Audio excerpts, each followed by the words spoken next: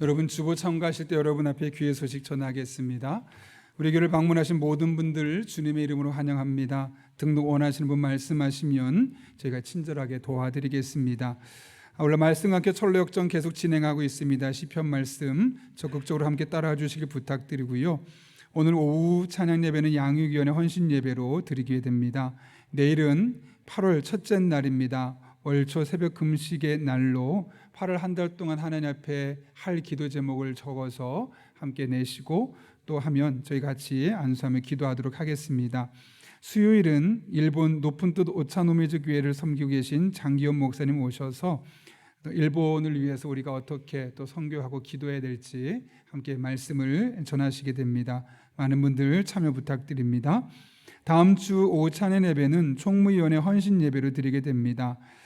제가 진행하는데요, 특별히 재직 세미나로 하려고 합니다. 그래서 서울의 집사 이상 되시는 분들 특별한 일 아니면 꼭 참석해 주시고, 장로님들 또 안수 집사님 권사님들은 우리 교회도 중직으로서 꼭 참석하셔서 하반기 사역과 또 교회를 위해서 기도하는 시간을 가지면 좋겠습니다. 꼭 참석해 주시기를 바랍니다. 교회학교 여름 사역 안내입니다. 돌아오는 목요일부터 토요일까지 중고등부 여름 수련회가 있습니다. 청년부는 그 다음 주에 목요일부터 토요일까지 있는데요, 지금 코로나 상황에도 아마 중고등부 70여 명 정도 넘게 가는데 우리 안전하게 다녀올 수 있도록, 또 가서 하나님의 임재를 깊이 경험하고 정말 하나님 아니면 못 살겠습니다 이런 고백이 우리 아이들에게 나올 수 있도록 우리 중고등부 수련을 위해서, 청년부 수련을 위해서 함께 기도하고 또 마음을 써주시기를 부탁드립니다. 휴가민 목회 연수 안내입니다. 박천영 목사님, 이선아 목사님 휴가민 목회 연수이고요. 이교구 임시교구 목사로 김종희 목사님 섬기시겠습니다. 가정 안에 크고 작은 일 있을 때 혼자 끙끙대지 마시고 교구 목사님 통해서 꼭 교회를 얘기해 주시면 저희가 함께 기도하고 또 적극적으로 섬기도록 하겠습니다. 평일 기도실을 운영하고 있습니다. 화요일부터 금요일까지 정말 기도 외에는 우리가 하나님의 은혜를 경험할 수 있는 수단이 없는 것 같습니다. 기도해야만 하고요, 또 해야만 합니다. 그런데 여러 가지 상황적으로 어려운 경우는 주중에 화요일부터 금요일까지 오전 10시부터 6시까지 이 장소에서 기도하기 좋게 예배 음악과 또 조명까지 해놓으니까요, 꼭 오셔서 함께 또 기도하시면 되겠습니다. 더 자세한 광고는 주보를 참고해 주시고 우리 함께 기도하고 하나님 말씀 나누겠습니다. 거룩하신 아버지 하나님, 오늘도 불러주신 은혜 감사합니다. 말씀을 듣는 시간입니다. 성령 충만하게 인도해 주셔서 오늘도 선포되는 말씀 또 받는 말씀이 내게 주시는 말씀으로 들려지는 복된 시간 되게 하여 주옵소서. 예수님의 이름으로 기도하옵나이다. 아멘. 우리 한번 앞뒤 좌우에 있는 분에게 이렇게 인사하며 축복합니다. 당신은 축복의 사람입니다. 이렇게 인사합니다.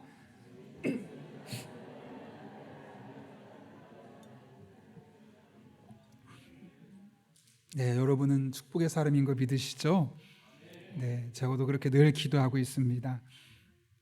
설교를 준비하면서 오래전에 구입해서 읽었던 이 톨스토이의 단편을 다시 한번 읽었습니다. 제목은 두 형제와 황금이라는 제목의 내용인데요, 예루살렘 성 근처에 두 형제가 살고 있습니다.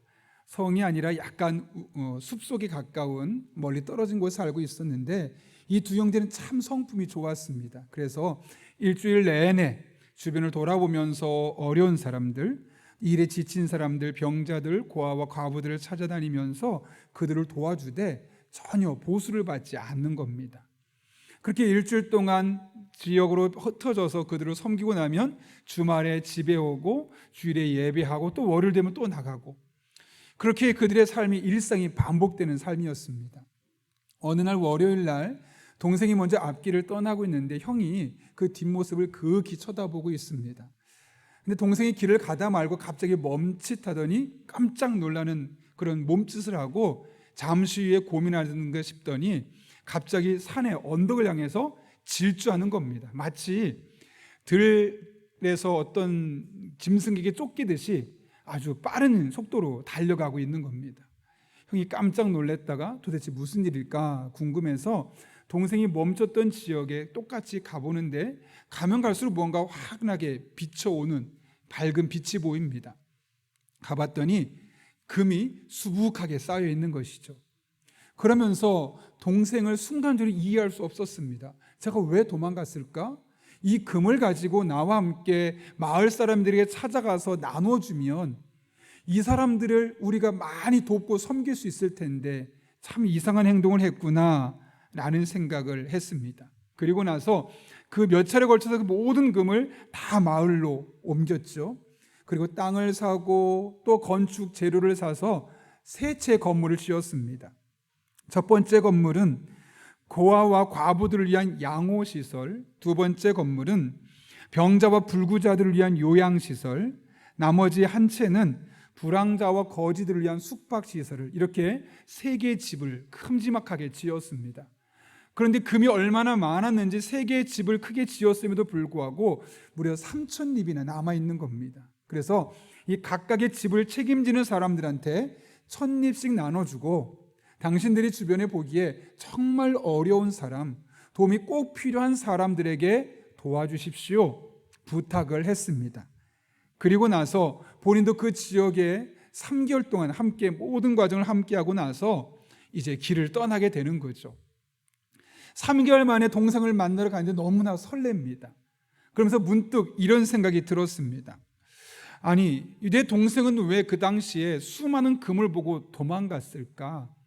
형인 나를 불러서 함께 그 금을 모아가지고 와서 여기서 이 좋은 일을 했으면 빠른 시간 안에, 짧은 시간에는 더 많은 일을 할 수 있었을 텐데 너무 아쉬웠던 거죠. 그러면서 동생의 행동보다 내가 참 잘한 것 같아 라는 마음이 그의 마음속에 들었던 겁니다. 그러면서 이제 설레는 마음으로 집을 향해 가고 있는데 갑자기 선사가 나타나면서 그를 노려보는 겁니다. 너무나 매섭게 노려보니까 깜짝 놀라서 묻습니다. 아니, 도대체 왜 그러시는 겁니까? 했더니 선사가 말합니다. 너는 너의 동생과 어울리지 않는 사람이다. 내 동생이 한 번에 깜짝 놀랐던 행동은 네가 그 많은 황금으로 했던 그 모든 행동들보다 훨씬 더 값진 행동이었다. 이해가 안 되죠. 내가 얼마나 고생했는데. 그래서 상세하게 말합니다. 내가 그 금을 나르는데 얼마나 힘들었는지, 또 그 금을 가지고 3개월 동안 그 지역에 있는 어려운 이웃들에게 얼마나 맛있는 것을 먹였고 옷을 입혔고 거주지를 마련해 줬는지 상세하게 설명해 주는 겁니다. 그랬더니 선사가 더 노한 표정으로 이렇게 말합니다. 그것은 너를 유혹하려고 그 황금을 그 자리에 놓았던 악마가 너에게 그런 말을 가르쳐 준 거야.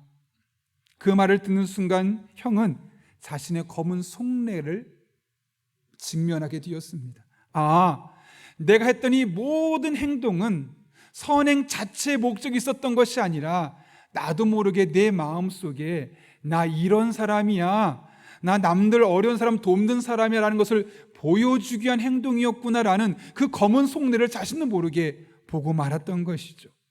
그는 그 자리에서 펑펑 울며 회개하게 되었고 다시는 그 황금을 뿌렸던 이 악마의 꾀임에 넘어가지 않았다는 겁니다. 여러분, 이 형의 행동을 보면서 어떤 마음이 드셨습니까? 아니, 여러분이 그 형의 자리에 있었다면 어떤 행동을 취했을까요? 이 형의 행동은 너무 선한 행동입니다. 더군다나 선한 의도를 가지고 취했습니다. 그런데 선한 의도를 했던 그 행동의 이면에는 자신을 드러내고 싶은 그런 충동이 숨겨져 있었던 것이죠. 그리고 사탄은 정말 기가 막히게 그 순간에 그의 삶에 끼어 들어왔던 겁니다. 이것이 바로 돈이 갖고 있는 양면성이요 위험성입니다. 사탄은 우리가 돈과 연결되는 그 순간을 기막히게 이용합니다. 사단의 도구로 우리를 사용하는 것이죠. 그래서 우리가 돈에 대해서 잘 알아야 합니다. 우리 그리스도인이 돈에 대해서 잘 알지 못하면 나는 선한 일이라고 말하는데 나는 옳다고 생각하고 있는데 나도 모르는 사이에 사단의 도구로 쓰임받을 수 있기 때문에 그런 것이죠. 그래서 성경도 이 돈에 대해서 많이 이야기합니다. 한 자료에 의하면 예수님의 38개의 비유 중에 무려 16개가 돈과 재산을 어떻게 다뤄야 하는가에 대한 말씀이고요. 또 사복음서의 10개 구절 중에 한 구절, 그럼 약 10%가 되겠죠. 이 10%가 직간접적으로 돈의 문제를 다루고 있습니다. 그리고 구약성경, 신약성경 다 통틀어서 기도에 관련된 성경 구절은 약 500개, 또 믿음과 관련된 성경 구절도 약 500개인데 돈과 재물과 관련된 성경 구절은 무려 2,800개나 된다는 겁니다. 가장 많은 부분을 중간중간 돈에 대해서, 재물에 대해서, 물질에 대해서 삽입하고 있다는 것이죠. 여러분, 성경이 왜 이렇게 돈에 대해서 많이 꾸준히 이야기하고 있는 것일까요? 우리 믿음의 사람들이 돈에 대한 태도를 바르게 갖는 것이 너무나 중요하기 때문에 그런 것이죠. 돈에 대해서 건강한 관점을 가지고 있으면 그것이 우리에게 영적으로 유익합니다. 경우에 따라서는 깨끗한 부자, 건강한 부자가 될 수도 있습니다. 그러나 돈에 대해서 잘못된, 왜곡된 관점을 가지게 되면 자신의 인생을 망칠 뿐만 아니라 나와 연관된 사람들에게 도미노 효과처럼 그들의 인생을 망치는 그런 일을 할 수밖에 없는 것이죠. 그래서 오늘 우리는 돈에 대한 성경적인 관점을 한번 살펴보려고 합니다. 특별히 제가 오늘 돈에 대한 설교하게 됐던 가장 큰 이유 중에 하나는 지난주에 청년들 임원을 만나서 여러 가지 이야기를 하는데 저에게 묻습니다. 목사님, 저희가 돈을 어떻게 보아야 합니까? 저희가 경제생활을 어떻게 해야 됩니까? 이 돈에 대한 청년식의 경제생활을 어떻게 해야 될지에 대한 궁금증을 갖고 있는 것이었습니다. 청년들과 함께 이야기를 나눠야겠다 뿐만 아니라 우리 교우들과도 함께 이것을 명확하게 알아서 나도 모르는 새 사단의 도구로 전락되지 않도록 해야겠다 라는 영적인 경각심을 가지고 오늘 말씀을 준비하게 되었습니다. 오늘 본문의 말씀은 히브리서의 말씀입니다. 히브리서는 누가 썼느냐 정확하게 알 수는 없지만 적어도 누구에게 썼느냐는 명확하게 알 수 있습니다. 히브리서는 유대교에서 기독교로 개종한 사람들을 위해 쓴 겁니다. 이 사람들이 유대교에서 기독교로 개종했는데 문제가 생기는 겁니다. 신앙적으로 핍박을 하고 예상하지 못했던 일들이 그를 자꾸 괴롭히는 겁니다. 우리가 혹시 다시 유대교로 돌아가는 것 아닌가? 라는 마음이 들어서 실제로 많은 사람이 유대교로 돌아갔고 더 많은 사람은 마음속에 고민을 합니다. 내가 그만 유대교로 돌아가야 되겠다. 그런 마음을 먹고 있었던 사람들에게 아니라고, 유대교는 잘못되었지만 기독교가 온전한 종교이고 기독교 안에 참 믿음은 바로 이런 것이고 예수님은 어떤 분인지를 정확하게 가르쳐주고 있는 것이 바로 히브리서의 이야기입니다. 그런 가운데 히브리서는 크게 두 개의 구조를 갖고 있습니다. 1장부터 12장까지는 이 내용, 이론적인 내용을 말합니다. 기독교는 무엇이고 예수님은 어떤 분이시고 구약의 제사제도는 어떤 의미를 갖고 있고 그런 이론적인 이야기를 다 하고 나서 13장에 가서 이렇게 기독교인이 되었다면, 이렇게 예수 믿는 사람이 되었다면 이런 삶을 살아야 합니다. 실천적인 과제를 우리에게 제시하고 있는 것이죠. 오늘 우리가 읽은 이 돈에 대한 말씀이 바로 이 13장에 들어가 있는 겁니다. 오늘 본문은 돈과 재물에 대해서 그리스도인이라면, 예수님을 따르려고 하는 사람이라면 어떤 태도를 가져야 하는지를 우리에게 말씀하고 있죠. 특별히 돈의 노예가 되거나 돈에 지배당하지 않고 오히려 돈을 지배하고 돈을 관리할 수 있는 사람이 되려면 어떻게 해야 되는가, 그 말씀을 우리에게 가르쳐주고 있는 겁니다. 어떻게 해야 될까요? 첫 번째로는 돈을 사랑하지 않아야 합니다. 여러분, 핑크 렌즈 효과라고 혹시 들어보셨습니까? 누군가를 사랑하게 되면 이 분홍색 안경을 쓴 것 같은 효과가 있다는 겁니다. 그래서 상대방이 어떤 나쁜 행동을 하든 상관없이 좋게만 보려는 그런 경향성을 갖게 된다는 거죠. 흔히 하는 말로 눈에 콩깍지가 씌이는 겁니다. 그래서 그 사람의 부정적인 모습, 잘못된 모습은 안 보이고 잘한 것, 좋은 것만 계속 보려는 그런 경향성을 갖는다는 겁니다. 이것이 다른 사람을 바라볼 때 갖는 핑크 렌즈 효과인데요, 돈을 사랑하는 것도 마찬가지입니다. 여러분, 돈에는 양면성이 있죠. 우리가 경제생활을 하고 누군가를 도울 수 있는데 돈이 아주 중요한 역할을 합니다. 그런 의미에서는 긍정적이고 좋은 역할을 하는 것이 돈입니다.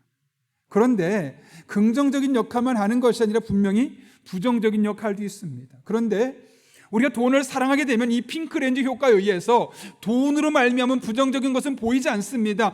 돈 때문에 생기는 좋은 점들만 눈에 보이기 시작하는 거죠. 그럼 어떤 일이 생길까요? 돈에 대해서 온전히 이해하는 것이 아니라 왜곡된 반쪽짜리 가치관을 가질 수밖에 없는 겁니다. 그래서 하나님은 오늘 히브리서 저자를 통해서 우리에게 이렇게 말씀하시죠. 5절 말씀입니다. 돈을 사랑하지 말고, 돈을 사랑하지 말라고 합니다.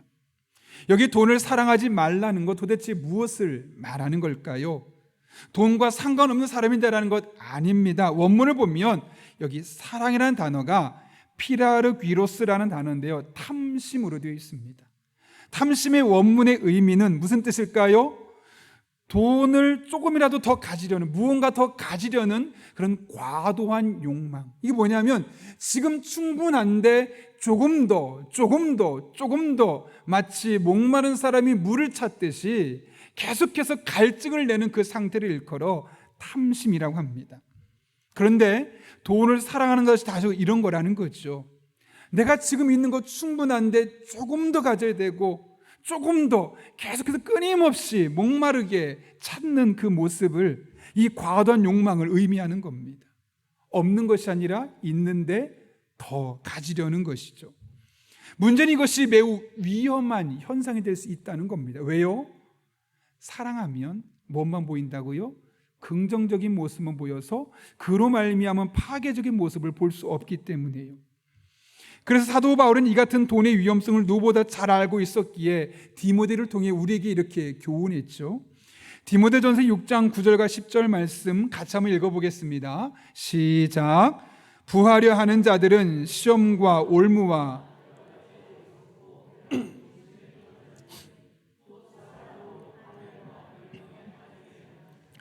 돈을 사랑함이 일만 악의 뿌리가 되나니 이것을 탐내는 자들은 미혹을 받아 믿음에서 떠나 많은 근심으로써 자기를 찔렀도다. 아멘. 여기 돈을 사랑하는 것이 일만 악의 뿌리가 된다고 말합니다. 그러니까 돈 자체는 가치 판단의 기준이 아니라 중립적입니다. 어떻게 쓰느냐에 따라 다른데 그 돈을 너무너무 사랑해서 돈의 긍정적인 면만을 바라보게 되면 그것이 결국 모든 악의 축이 되고 악의 뿌리가 된다는 거죠. 돈을 사랑하는 것에서부터 우리의 인생에서 보여지는 크고 작은 악한 일들이 시작된다는 겁니다. 근데 그것만이 끝이 아닙니다. 계속해서 뭐라고 말합니까? 우리를 믿음에서 멀어지게 만들고 돈을 생각할 때마다 근심하게 만들고 걱정하게 만들어서 결국 자신을 찔러버리는, 자기에게 해를 끼치는, 자기의 영혼을 무너뜨리는 이런 역할을 돈이 하게 된다는 거죠. 언제요? 사랑해서 돈의 한 측면만을 바라보게 될 때요. 오래전 일본에서 1억엔 약 10억 원이 되는 돈을 대마나무 밭에 버려서 태우려 했던 그런 일이 있었습니다. 그래서 세계적으로 알려지게 되었고, 사람들이 너무 궁금해서 도대체 그런 일을 왜 하게 되는지 찾아가서 물었습니다. 그 사람이 이렇게 말했습니다. 돈 때문에 많은 사람들이 자살하고 배신하고 사기치고 서로 죽이고 망하게 되는 것을 보고 인간을 구원하기 위해서는 돈을 버려야 되겠구나 라는 생각이 나서 그랬다는 겁니다. 일종의 퍼포먼스죠. 내가 이렇게 돈을 태워무는 모습을 통해서 돈에 너무 중요한 가치를 두지 마십시오, 세계적으로 메시지를 그가 전하고 싶었던 겁니다. 여러분, 돈 때문에 자살하고 돈 때문에 친구와 가까운 사람 사이에 배신하고 사기치고 서로 죽이고 망하게 한다는 것, 어디서 들어본 이야기 같지 않습니까? 여러분이 TV 스위치를 켤 때마다, 스마트폰의 유튜브 화면을 띄울 때마다 계속해서 뉴스를 통해, 기사를 통해 우리에게 알려주는 메시지 아니겠습니까? 이 세상에 일어나는 그 수많은 일들을 깊이 분석해 보십시오. 거의 모든 것들이 치명적으로 돈과 연결되어 있음을 보게 됩니다. 표면적으로는 다른 이유를 말합니다. 그러나 한 걸음, 두 걸음 더 깊이 들어가서 보게 되면 모든 것이 돈과 얽히고 설켜 있음을 보게 되는 것이죠. 돈을 더 가지려는 탐심으로 인해서 돈을 더 사랑하는 사람들로 말미암아서 이런 이 사회적인 문제들이 일어날 수밖에 없다는 겁니다. 어떤 분이 저를 보고 목사님은 음식을 참 적게 드시네요 라고 말합니다. 다 이유가 있습니다. 사실 저도 예전에는 음식 먹으러 가면 돈 낸 게 아까워서 최대한 가득 채웠습니다. 그리고 신방을 가면 두 집 가면 두 집 주는 것 하나도 안 남기려고, 왜냐하면 그 차려놓은 정성이 너무나 귀하잖아요. 그래서 하나도 안 남기고 다 먹었습니다. 문제가 생기죠. 배가 아픕니다. 그러니까 맛있게 먹었는데 몇 시간 동안 배가 아프니까 기분이 안 좋습니다. 어떤 때는 정말 토했던 적도 있습니다. 너무 안 좋아가지고. 참 신기한 일이죠. 맛있으려고 먹었는데 오히려 배만 아프고 다 토해버리니까 차라리 안 먹은 것만도 못한 겁니다. 아무리 맛있는 음식이지만 그 맛있는 음식이 나에게 아무런 쓸모가 없어져 버린 거죠. 오히려 음식을 적당히 먹을 때 어때요? 그러면 맛있게 내가 원하는 만큼 또 오랫동안 편안하게 먹을 수 있었음을 깨닫게 되는 거죠. 그래서 그때부터 저는 음식을 많이 먹지 않고 내가 적당히 먹어서 기분 좋을 만큼만 먹었습니다. 여러분, 무엇이든지 많이 먹으면 취하게 되어 있습니다. 돈도 그렇습니다. 나에게 필요한 만큼 가지면 편안합니다. 그런데 자꾸 넘어서고 배부르게 먹으려 하기 시작하다 보면 어떤 일이 생길까요? 체하게 되어 있죠. 토하게 되어 있죠. 배 아프게 되어 있죠. 차라리 없는 것보다 못한 일들이 생기게 되는 것이죠. 그러므로 여러분, 한번 여러분의 내면을 잘 들여다보십시오. 혹시 내 안에 돈이 필요한 만큼을 구하고 있는가? 아니면 필요한 것 이상으로 사랑하며 탐하며 더 끊임없이 마치 소금물을 마신 사람처럼 목마르게 찾고 있지는 않은지. 혹시 그렇다면 잠언 30장 7절부터 9절까지 아굴이 했던 기도를 한번 들어보시고 그것을 여러분의 기도 제목으로 삼을 수 있기를 바랍니다. 이런 말씀입니다. 내가 두 가지를 주께 구하였사오니 내가 죽기 전에 내게 거절하지 마시옵소서. 곧 헛된 것과 거짓말을 내게서 멀리 하옵시며 나를 가난하게도 마옵시고 부하게도 마옵시고 오직 필요한 양식으로 나를 먹이시옵소서. 혹 내가 배불러서 하나님을 모른다 여호와가 누구냐 할까 하오며 혹 내가 가난하여 도둑질하고 내 하나님의 이름을 욕되게 할까 두려워함이니이다. 여러분, 이 아굴의 기도의 모습을 보면서, 이 아굴의 고백을 보면서 어떤 마음이 드셨습니까? 불쌍합니까? 안타깝습니까? 아니면 자랑스럽고 누구보다 행복해 보입니까? 아마 이렇게 기도한 걸 보아서 아굴은 돈이 많지는 않았을 것 같습니다. 그러나 그것 때문에 체하거나 그것 때문에 배탈 나거나 그것 때문에 토하는 일은 겪지 않았을 것 같습니다. 오히려 늘 하나님 안에서 넉넉하게 배부른 인생, 그런 배부른 은혜를 경험하며 한 날 한 날 살았을 것이라고 생각되지 않습니까? 여러분은 무엇을 원하십니까? 많아서 체하고 토하길 원하십니까? 아니면 적당해서 여러분이 꼭 필요한 만큼만 있어서 늘 하나님 앞에서 행복하고 늘 하나님 앞에서 넉넉히 배부르면서 여러분에게 주어진 은혜를 누리며 살기를 원하십니까? 바라기는 오늘 이 아굴의 기도와 간구가 바로 저와 여러분의 기도와 간구가 될 수 있기를 바랍니다. 그래서 늘 하나님으로 배부르고 하나님께서 우리의 삶에 허락하신 것으로 배부른 삶, 하나님 한 분만으로 만족하고 하나님께서 주신 그 재물을 균형 있게 건강하게 잘 쓰며 살아가는 저와 여러분 될 수 있기를 예수님의 이름으로 축원합니다.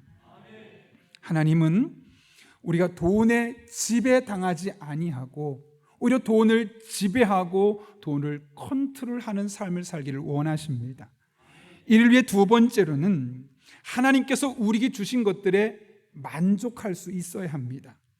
오늘 5절 말씀을 보면 돈을 대하는 두 번째 태도를 이렇게 말씀합니다. 돈을 사랑하지 말고 있는 바를 족한 줄로 알라. 여기 보면 있는 바에 만족하라고 말합니다. 있는 바, 이게 무슨 말일까요? 지금 그 사람이 가지고 있는 것, 다른 사람하고 굳이 비교하지 말고 내가 지금 하나님께 받아서 갖고 있고 누리고 있는 그것에 만족해라. 이것을 일컬어 뭐라고 말씀합니까? 스스로 자기에게 주신 것을 만족하는 자족하는 마음이라고 말할 수 있겠죠. 그런데 여러분, 우리는 현실에선 자기에게 주어진 것만으로 만족하기 쉽지 않습니다. 당장 옆에만 보아도 다르죠. 그 사람이 가지고 있는 것, 그 사람이 누리고 있는 것들이 보이기 시작하니까, 비교되기 시작하니까 만족하기 쉽지 않습니다. 오히려 원망, 하나님 왜 저 사람은 저렇게 해주고 나는 그렇게 안 해주는 겁니까? 비교하게 되면서 부족하다고 생각합니다. 그런데 그럼에도 불구하고 똑같은 상황에 늘 자족하며 살아가는 사람들이 있죠. 그 이유가 어디에 있을까요? 그 사람들만이 가지고 있는 특별한 믿음 때문입니다. 어떤 믿음일까? 오늘 본문 5절과 6절 말씀을 함께 읽겠습니다. 시작. 돈을 사랑하지 말고 있는 바를 족한 줄로 알라. 그가 친히 말씀하시기를 내가 결코 너희를 버리지 아니하고 그러므로 우리가 담대히 말하되 주는 나를 돕는 이시니 내가 무서워하지 아니하겠노라. 사람이 내게 어찌하리요 하노라. 아멘. 무슨 말이겠습니까? 나를 떠나지 아니하신 하나님, 나를 도우시는 하나님께서 나를 보호해 주시고 내게 필요한 것들을 공급해 주신다는 거죠. 그러니 지금 당장은 부족해 보여도, 지금 당장 내가 받은 것은 다른 사람 것보다 보잘것 없어 보여도 그것 때문에 좌절할 필요가 없습니다. 왜요? 나를 떠나지 않는 하나님께서 나를 보호해 주시고 필요하면 나에게 반드시 공급해 줄 것을 믿기 때문이에요. 우리가 이 믿음을 가질 때 어떤 상황 속에서도 자족하며 우리에게 주어진 것에 만족하며 살 수 있는 겁니다. 이 믿음을 가지고 주어진 길을 우직하게 걸어갔던 사람이 있죠. 바로 사도 바울입니다. 그가 뭐라고 고백합니까? 빌립보서 4장 12절과 13절 말씀 제가 한번 읽겠습니다. 나는 비천하게 살 줄도 알고 풍족하게 살 줄도 압니다. 배부르거나 굶주리거나 풍족하거나 궁핍하거나 그 어떤 경우에도 적응할 수 있는 비결을 배웠습니다. 이게 무슨 말일까요? 어떤 때는 정말 경제적으로 힘들었던 때가 있었다는 거죠. 그런데 어떤 때는 언제 그랬냐는 듯이 풍족했던 때도 있었다는 거죠. 그래서 풍족했던 것도 경험하고 정말 힘들었던 때도 경험하고 이 모든 과정을 통해 하나님께서 어떻게 역사하시는지를 그가 알았던 겁니다. 그래서 그가 결론적으로 이렇게 고백합니다. 나에게 능력을 주시는 분 안에서 나는 모든 것을 할 수 있습니다.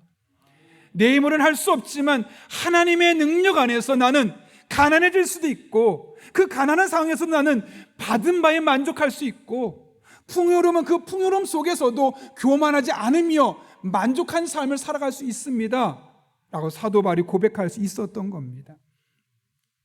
요즘 코로나 그리고 러시아의 우크라이나 침공으로 말미암아 세계 정세가 아주 혼란스럽습니다. 매일매일 쏟아지고 있는 뉴스나 언론의 보도를 보게 되면 또 미래에 대한 전망치를 바라보게 되면 아무런 희망이 없어 보입니다. 마치 2022년이 세상의 종말처럼 느껴질 정도로 깜깜한 암울한 미래만 우리에게 말합니다. 그만큼 이 시기가 어렵다는 거죠. 그런데 여러분 1930년대 미국과 전 세계적인 대공황이 왔었던 때가 있습니다. 그 당시 클래런스 데로우라는 유명한 법조인이면서 무신론자가 있는데 그는 미국에 이런 대경제 공황이 찾아오자마자 그래 하나님은 없어. 하나님이 계시다면 이런 일이 어떻게 생길 수가 있겠어. 우리나라는 기독교 국가인데 하나님을 믿는 사람이 이렇게 많은 나라에 하나님 이런 일 하실 수 없어 라는 마음으로 그는 다녀서 강연을 하는 것마다 말하면 여러분 이 사태를 보십시오. 하나님이 정말 살아계시다면 어떻게 이 어려운 시간을 우리에게 주시겠습니까? 여러분의 삶을 보십시오. 미국을 보십시오. 전 세계를 보십시오. 이것만 보아도 하나님이 없다는 것은 너무나 분명합니다. 그 말에 어느 누구도 토를 달 수 없었습니다. 너무나 경제적으로 힘들어져 가고 있었고, 마치 그렇게 미국이 망해버릴 것 같은 흐름이 이어졌기 때문에, 그래서 그의 말에 많은 힘을 얻었습니다. 그런데 어느 날 그가 사진에 보는 것처럼 시카고 남부 지역에서 흑인들과 대화할 수 있는 기회가 있었습니다. 그런 가운데 앞쪽에 한 여인이 있는데 그를 보면서 계속 웃고 있는 겁니다. 이해할 수 없는 거죠. 지금도 그렇지만 그 당시 흑인의 인권, 흑인의 경제적인 상황은 지금보다 훨씬 수십 배 열악했습니다. 백인들은 그나마 먹고 살만 했지만 흑인들은 일자리도 없고 폭동이 계속 이어졌기 때문에 겨우겨우 말 그대로 입에 풀칠하는 정도 수준으로 살 수밖에 없었던 사람들입니다. 그럼 얼굴빛이 어땠을까요? 잿빛이 되는 게 정상이고 우울하고 화가, 분노가 가득 찬 것이 정상 아니겠습니까? 그런데 생글 웃으면서 그의 이야기를 듣는 겁니다. 너무 궁금해서 데로우가 묻습니다. 아니, 이렇게나 어려운데, 특히 당신들은 우리 백인에 비해서 핍박을 받고 있는데 어떻게 당신 그렇게 웃으면서 살 수 있습니까?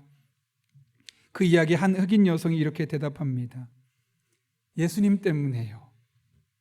우린 예수님 때문에 이 어려운 상황에서도 웃을 수 있고, 예수님 때문에 우린 어려운 상황에서도 노래할 수 있습니다. 지금 이 상황 너무나 어렵지만 절망적이지만 예수님이 우리와 함께 하시면서 우리에게 허락하신 상황이고, 또 다른 뜻이 있다면 예수님 반드시 우리와 함께 해주셔서 이 상황에서 벗어나게 하실 테니까 저희는 그분 때문에 이 상황에서도 노래할 수 있고, 그분 때문에 이 상황에서도 우리는 웃을 수 있습니다. 클래런스 데로우는 그 말에 큰 충격을 받았다고 합니다. 뭔가 있구나. 표면적으로 드러나는 것으로 볼 수 없는 또 다른 무엇인가가 있구나라는 것을 분명히 그 순간 그가 깨달을 수밖에 없었고, 그는 큰 충격을 받을 수밖에 없었던 것이죠. 여러분, 하나님께서 여러분의 삶을 잘 아실까요? 모르실까요? 답이 없네요. 하나님 여러분의 삶을 잘 아실까요? 모르실까요? 그런데 지금 흘러가는 이 시대 모습을 보면 마치 잘 모르시는 것 같죠. 마치 여러분만 쏙 한 곳에다 몰아놓고 다른 사람들만 축복하고 다른 사람들만 관심을 기울인 것처럼 보이지 않습니까? 그런데 하나님은 여러분의 상황을 너무나 잘 아십니다. 아니, 여러분의 상황보다 면밀하게 알고 계십니다. 그런데 그 하나님께서 지금 여러분의 삶에 이런 상황을 허락하신 것이고 여러분에게 이런 것들을 주신 것이죠. 그래서 어떤 분은 정말 어려운 시간을 보낼 수도 있고, 어떤 분은 덜 어려운 시간을 보낼 수 있지만, 또 어떤 분은 이 시간이 그렇게 어렵지 않게 보내고 있는 사람들이 있을 수 있습니다. 중요한 것은 여러분과 함께 하시며 여러분에게 능력 주시고 여러분을 보호하신 하나님께서 여러분을 그 상태에 주셨다면 다 뜻이 있는 겁니다. 그러므로 여러분, 지금 여러분의 상황 때문에 원망하거나 불평할 것이 아니라 여러분을 여러분보다 더 잘 알고 계신 하나님께서 여러분의 삶 가운데 그런 환경을 주신 것을 하나님의 뜻이라 믿고 자족하는 여러분 한 분 한 분 될 수 있기를 바랍니다.